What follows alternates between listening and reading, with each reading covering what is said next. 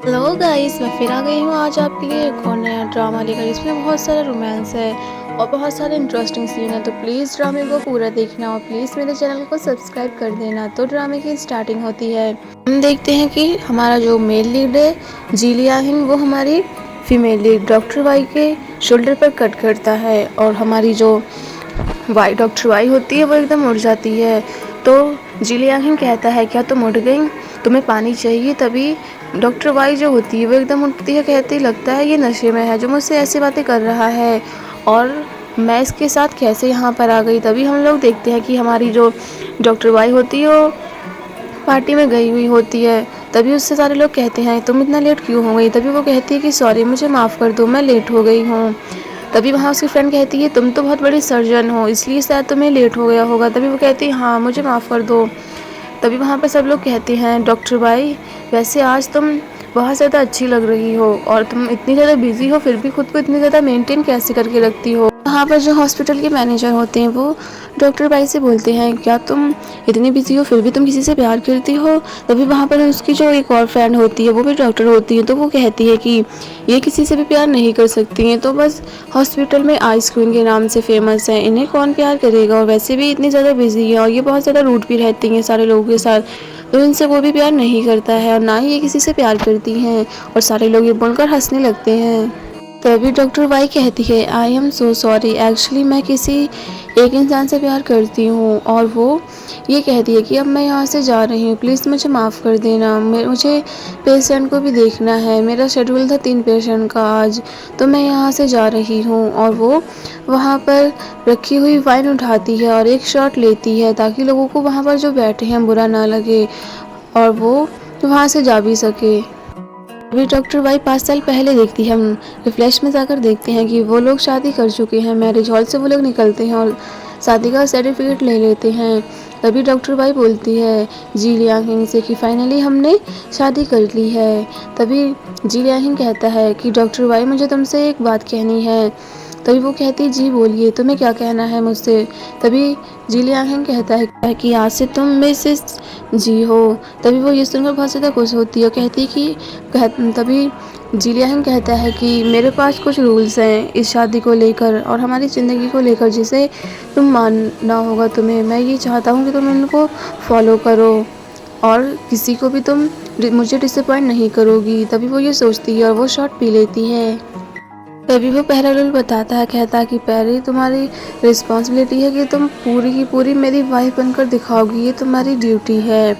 और वो सोचते हैं कि इसने मुझे ये पहला रूल बताया था। सेकंड रूल होता है कि तुम किसी भी चीज़ को बिल्कुल भी लाइन क्रॉस नहीं करोगी, जो जिस चीज़ पर शेड्यूल है वो वही रहेगा। और वो 10 बजे सो जाता है, वो उसको किस करके सो जाता है और वो अपना दूसरा रूल सोचती है और दूसरा शॉट पीती है। तभी वो कहता है तीसरा रूल तुम्हारा ये है कि तुम हमेशा मेरे साथ लॉयल रहोगी और तुम जी फैमिली के नाम को हमेशा रिस्पॉन्सिबिलिटी देती हो और उसे कभी मुझे डिसअपॉइंट नहीं करोगी और तुम्हारे मेरे बीच में कोई भी सीक्रेट नहीं होना चाहिए। हमारी फीमेल लीड अपनी प्रेगनेंसी की रिपोर्ट देखती है पर उसको बच्चा नहीं चाहिए होता, इसलिए वो उसको छुपा देती है जी लियांग हेंग को देखते ही। वो वापस जाते हुए डॉक्टर वाई को किस करता है और कहता है कि मैं जल्दी आ जाऊंगा, तुम आराम करना घर में। और वो ये कहकर वहाँ से चला जाता है। डॉक्टर वाई उसे कुछ नहीं बता पाती क्योंकि उसने बोला था कि उसे बच्चा नहीं चाहिए। फिर वो उसका थर्ड रूल सोचती है कि कैसे उसने कहा था अगर कभी हमारा तलाक हो जाता है तो हम कभी भी टच में नहीं रहेंगे और ना ही एक दूसरे को कभी ऐसे दिखाएंगे कि हम एक दूसरे को जानते हैं, क्योंकि हमारी लाइफ में ऑलरेडी कोई और आ चुका होगा, तो हम ना एक दूसरे की लाइफ में इंटरफेयर करेंगे ना ही एक दूसरे की लाइफ में कभी आएंगे। और वो ये सोचती है कि फाइनली हमारा डिवोर्स इन तरीक़ों पर हो गया था और मैं कैसे इतनी ज़्यादा टूट गई थी एक बच्चे के साथ। तभी लियांग हेंग उसको पानी दे कहता है कि तुम्हारी बेटी कब हुई। तभी हमारी डॉक्टर वाई कहती है ये तुम्हारी बेटी नहीं है, तो तुम प्लीज़ इस मैटर से बिल्कुल दूर रहो। वो वहाँ से जाने लगती है अपने सैंडल्स को उठाकर और कहती है कि ये रात बस हमारी मिस्टेक की थी, तो इसको तुम ज़्यादा अपने दिमाग पर मत चढ़ाना और मैं तुमसे शादी नहीं कर सकती अब दोबारा, तो इसको तुम अपने दिमाग से निकाल ही दो और हमारी अब कोई भी कांटेक्ट नहीं रहेगा। ये कह के वो वहाँ से चली जाती है। तभी जो जी लियांग होता है उसके हाथ में एकदम उसका ब्रेसलेट आ जाता है जो बेड पर रखा हुआ होता है। उसको याद आ जाता है कि वो ब्रेसलेट जो है वो उसने उसकी एनिवर्सरी पे उसको दिया था जब वो लोग साथ में थे। और वो उसको देखने लगता है बहुत ज़्यादा गौर से और वो सोचता है कि ये तो मैंने एनिवर्सरी में गिफ्ट दिया था जब हम लोग साथ में थे 5 साल पहले। वो देखती है कैसे डॉक्टर वाई एकदम से कार के पास आई थी, बोले थी टैना यानी ये लो मैं आपके लिए ये लेके आई हूँ। वो उस कार में जाके एकदम बैठा हुआ होता है। वो उस कार के पास आ रही होती है, कहती है वाह हनी ये फ्लावर मेरे लिए है, थैंक यू सो मच, ये मेरी एनिवर्सरी का सबसे अच्छा गिफ्ट है। और तभी वो कहती है अरे ये भी तो मेरे लिए लेकर आए हो, थैंक यू सो मच इसको मुझे देने के लिए। मैं बहुत ज़्यादा खुश हूँ कि तुमने मेरे लिए इतने एफर्ट्स किए।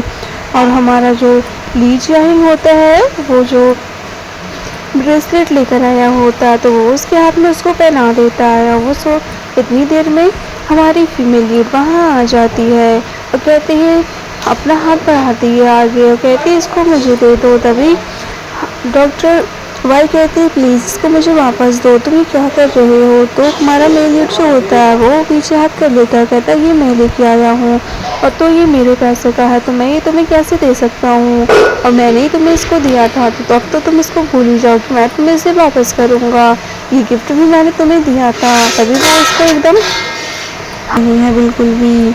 और वो लोग फिर से डिस्कस करना स्टार्ट कर देते हैं। नेक्स्ट पार्ट के लिए कमेंट करें। डॉक्टर वाई जो होती है वो कहती है वैसे भी हमारी डिवोर्स को 5 साल हो चुके हैं, आफ्टर ऑल अब हम लोगों को अलग हो गए हैं तो हमें एक दूसरे के मामले में इंटरफेयर नहीं करना चाहिए। और वैसे भी ये नॉर्मल है और मैंने तुम्हारे साथ जो रात गुजारी है मैं उसके लिए तुम्हें माफ़ी मांगती हूँ। और वैसे भी मैंने तुम्हारे साथ अपनी रात गुजार कर बहुत बड़ा लॉस किया है मैंने अपने खुद का।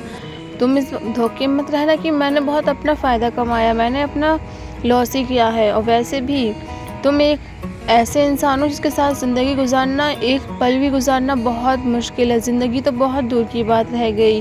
तभी हमारा जो मेल लीड होता है जी लियांग वो उसको देखने लगता है और गुस्से में एकदम लाल हो जाता है।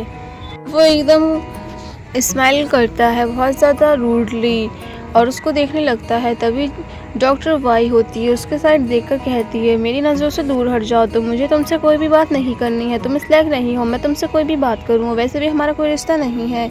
ये कहकर वो दूर हट जाती है और वो हमारा मेले अलग हट जाता है। तभी हमारी डॉक्टर वाई जो होती है वो वहाँ से चली जाती है। तभी जे लियांग हेंग जो होता है वो ब्रेसलेट को देखकर कहता है तुमने अब तक इसको अपने पास संभाल कर रखा है, इसका मतलब ये है कि तुम अब भी मेरे लिए कुछ फील करती हो। डॉक्टर वाई अपने घर जा रही होती तभी वहाँ की जो मेड होती है वो कहती है अरे मिसेज जी आप कहाँ जा रही हैं, आपको ये ब्रेकफास्ट मैंने आपके लिए बनाया है मैडम, प्लीज़ आप ब्रेकफास्ट कर कर जाना, आपका फेवरेट ब्रेकफास्ट बनाया है मैंने। तभी वो कहती है ओ माय गॉड ये तो मैंने क्या बोल दिया। तभी वो कहती है सो सॉरी मैम मुझसे गलती से निकल गया। मिस डॉक्टर वाई आप इसको आपके लिए मैंने नाश्ता बनाया है, प्लीज़ इसको खा कर जाइएगा, आपका फेवरेट नाश्ता बनाया है मैंने। तभी डॉक्टर वाई कहती है कोई बात नहीं है पर मैं अब यहाँ से जा रही हूँ, मुझे काफ़ी लेट हो गया है तो मैं अब यहाँ से जाती हूँ, बाद में कभी आकर मैं लंच करूँगी, थैंक यू सो मच तुमने मेरे लिए इतना सब कुछ किया। कहती है ठीक है आंटी जैंग हम बाद में कभी मिलेंगे। जो आंटी जैंग होती है वो कहती है अरे बेटा रुको तो इतनी जल्दी में कहाँ जा रही है, थोड़ा खा कर जाओ। पर डॉक्टर वाई वहाँ से चली जाती है और आंटी जैंग जो होती है वो वहीं पर खड़ी रहती है। इस पार्ट में हम लोग देखते हैं कि डॉक्टर वाई जो होती है अपनी बेटी को किंडरगार्टन छोड़ने के लिए आई हुई होती है उसके स्कूल के लिए। तभी वहाँ पर हमारा जो जी लियांग होता है वो कार में बैठ के ये सब कुछ देख रहा होता है कि कैसे वो अपनी बेटी को बाय बोल रही है। उसकी बेटी कहती है ठीक है मॉम मैं अब चलती हूँ, आप मुझे पिकअप करने के लिए आ जाना, अगर आपके पास टाइम हो वरना मत आना, मैं अकेली आ जाऊँगी किसी न किसी ड्राइवर के साथ। तभी जो डॉक्टर वाई होती है वो अपनी बेटी से मुनमुन से कहती है ठीक है बेटा बाय बाय हम लोग जल्द ही मिलेंगे। तभी वहाँ पर बैठा हुआ जो जी लियांग हेंग होता है वो देख रहा होता है कार से। तभी वहाँ पर उनका जो मैनेजर होता है असिस्टेंट वो कहता है सीओ जी ये हमारी मैडम की बेटी है। तभी वो कहता वो अच्छा तो ये है बेटी जिसको ये मुझसे छुपा रही है, ठीक है हम डॉक्टर वाई के पास चलते हैं, हमें उनसे कोई बात करनी है। तभी उनको मैनेजर कहता है कि डॉक्टर वाई 2 साल से ट्रेनिंग ले रही थी और वो एकदम प्रोफेशनल ट्रेनिंग बन चुकी हैं अब, और उनको एकदम अब सारे डॉक्टर बहुत ज़्यादा पसंद करते हैं और सारे जो पेशेंट होते हैं उनके पास ही आते हैं अपना इलाज कराने के लिए, क्योंकि वो एक प्रोफेशनल डॉक्टर बन गई हैं। तभी डॉक्टर बाई से वो कहते हैं कि ठीक है, आप ज़रा कार को हॉस्पिटल के साइड ले लो, हम उनसे वहीं जाकर मिलेंगे। और डिवोर्स के बाद इतना ज़्यादा ये बदल गई, मुझे बिल्कुल भी अंदाज़ा नहीं था इस बात का।